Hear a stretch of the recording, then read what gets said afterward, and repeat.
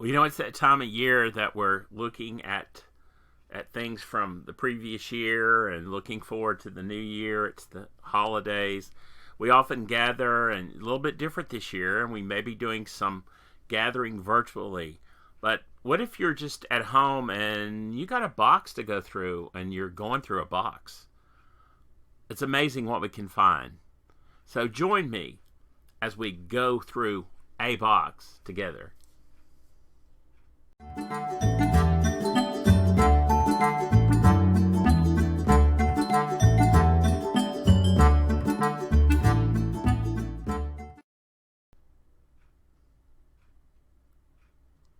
Well, hey, it's Mark Lowe. I'm just all going through things, and I realize it's just a busy time of year, no matter what's going on, and it's a crazy year. It's been tough for me. I've recently lost a brother, and going through those things and looking at those memories is one of the best ways to help me deal with grief and memories and look at stuff and going through things. So I was going through boxes looking for other stuff, and this was an old metal box that had business records in it. My dad had a feed mill, and that's usually what was included in that box. But as I was going through this, I found some things that totally amazed me, and I just want to share one of them with you, and then talk about the process. We'll be doing more with what you're going to do with this stuff once you find it. But I did want to share just a beginning of looking at this process and talking about what's there. Okay, so let's look through those boxes, and I want you to think about the aspect of document, protect, preserve, write, and I'll talk about that and share. And we'll go through all of those over a period of time. But today I just want to talk about one thing that I found that I did not expect to find, and this may never happen to you. But even in this house where I live, and I've gone through things, but this was a box. I have a building, and this was in a metal box in the building that had business records in it. Well, what struck me, number one, was the big brown envelope, and I paid attention to it, and I looked at the address, and it says Mr. Mark Lowe, Cedar Hill, Tennessee. That's where I grew up. You remember there's a change in times with the addressing.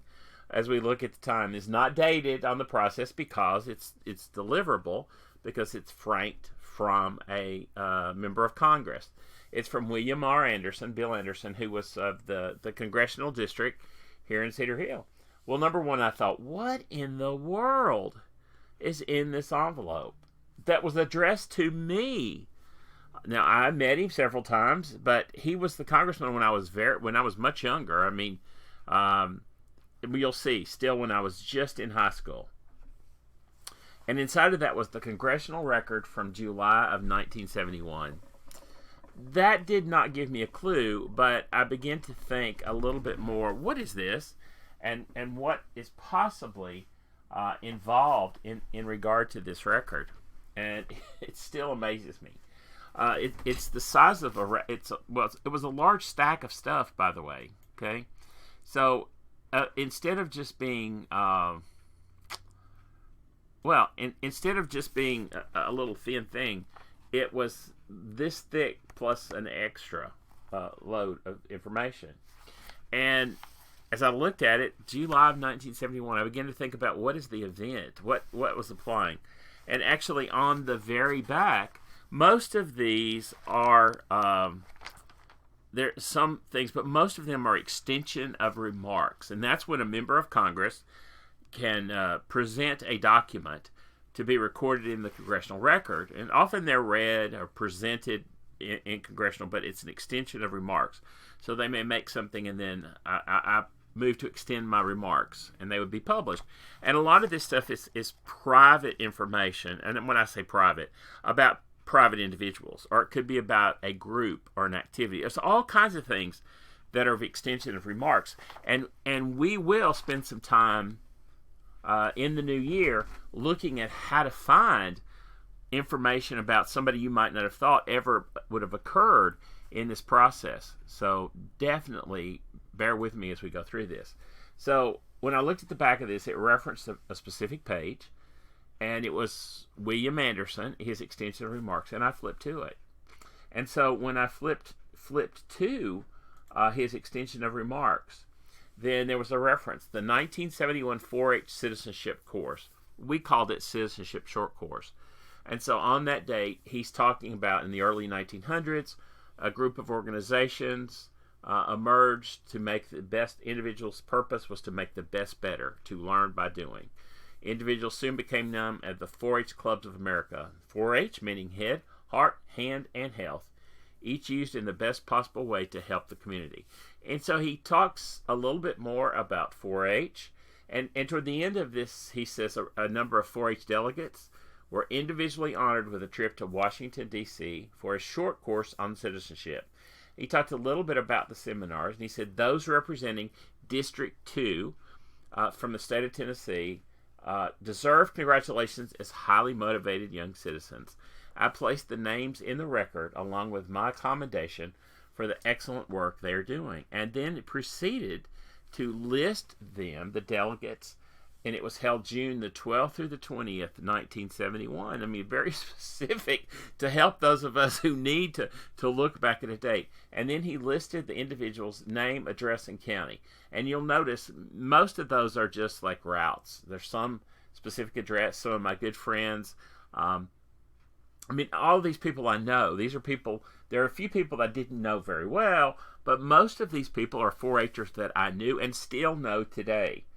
And so as I went through the list, and I'll kind of leave that up there. I won't leave it up there a long time because you couldn't probably find them by that address today. You'd have to do a little more work with what's going on. But it was listed, and they're listed by county within the district alphabetically. So it begins with Bedford and then goes on through Bedford, Davidson. And now it's not all the counties, it's District 2, which is kind of the Middle Tennessee area. So this is the second batch of those.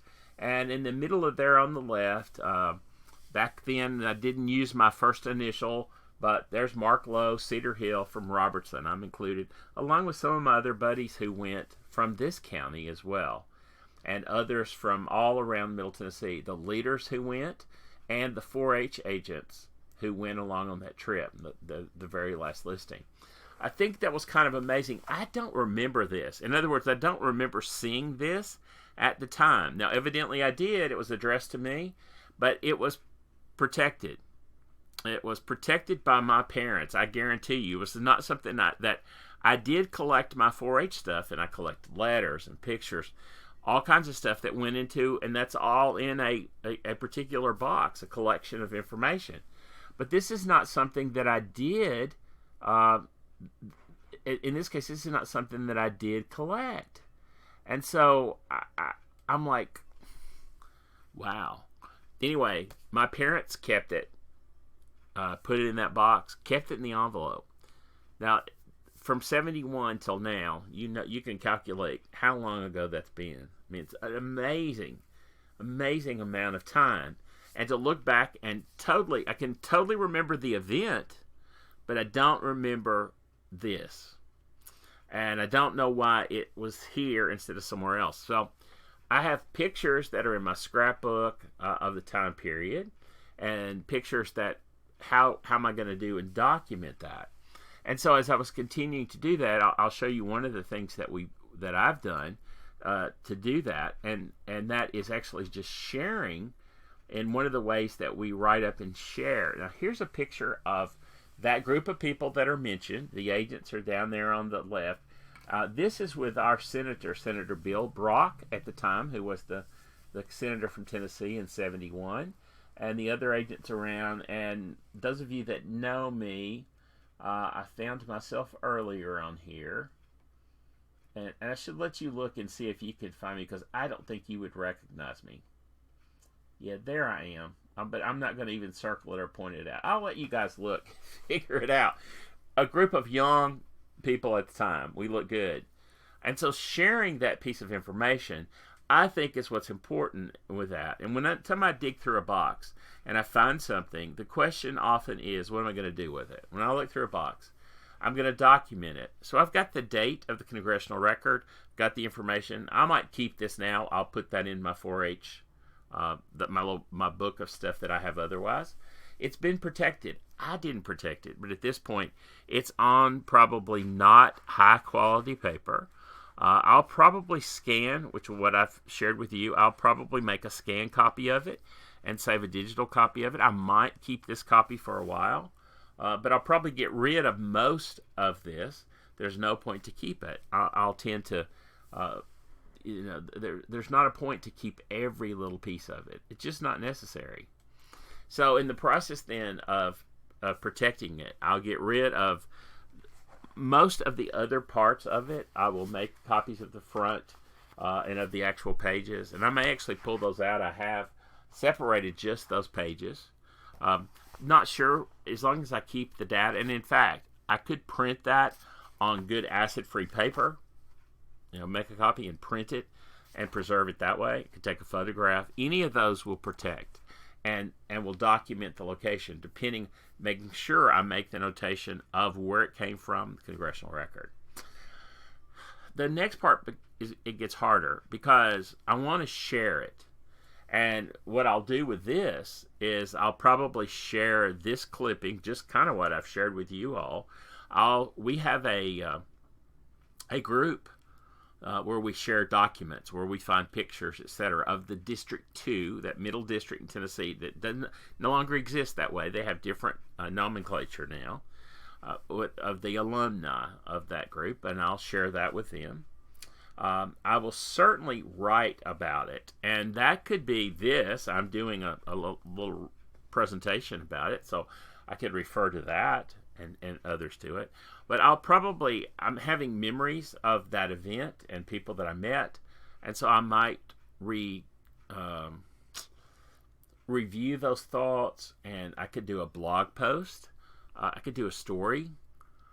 Like I used to write I could write a news clipping article of it about the time as though I were recording it, keeping it. Any of those options. I could write a little memory of something that happened on that trip. Okay, it's been a long time ago, but I still remember it.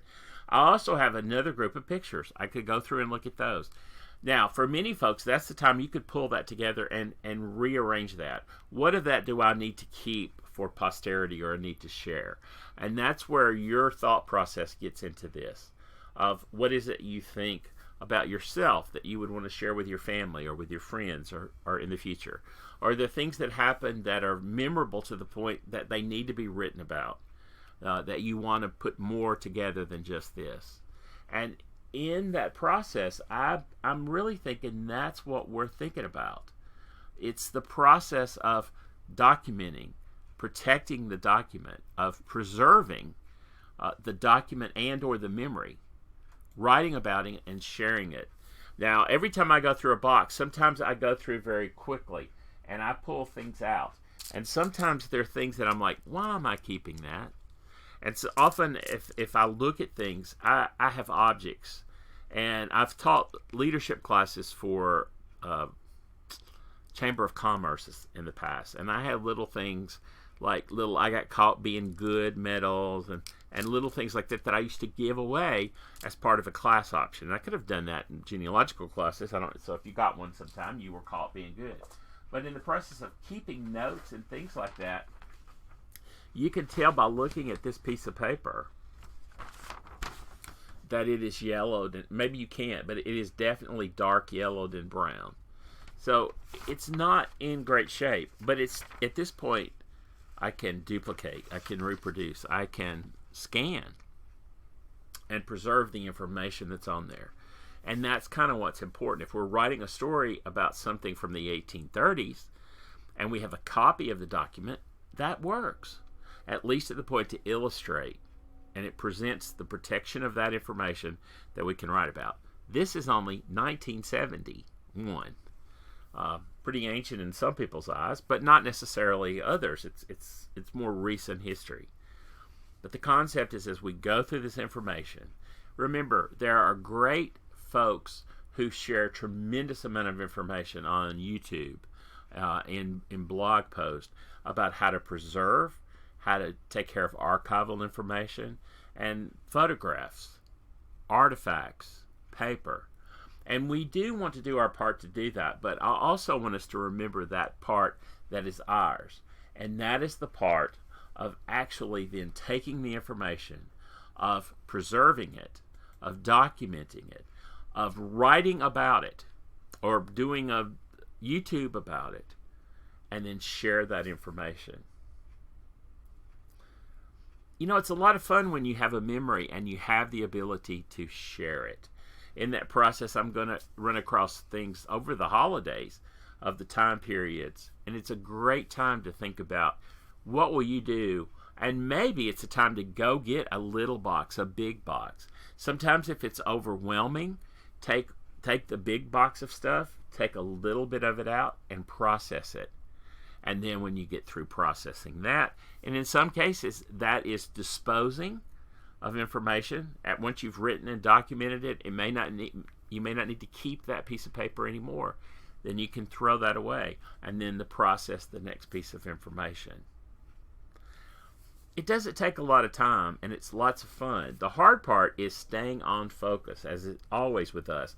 It's so easy to get sidetracked and really get into the fun of it and not stay focused on what we're trying to do at that time. Good luck. Have a very merry holiday, and I'll see you soon again. Thank you. Bye-bye.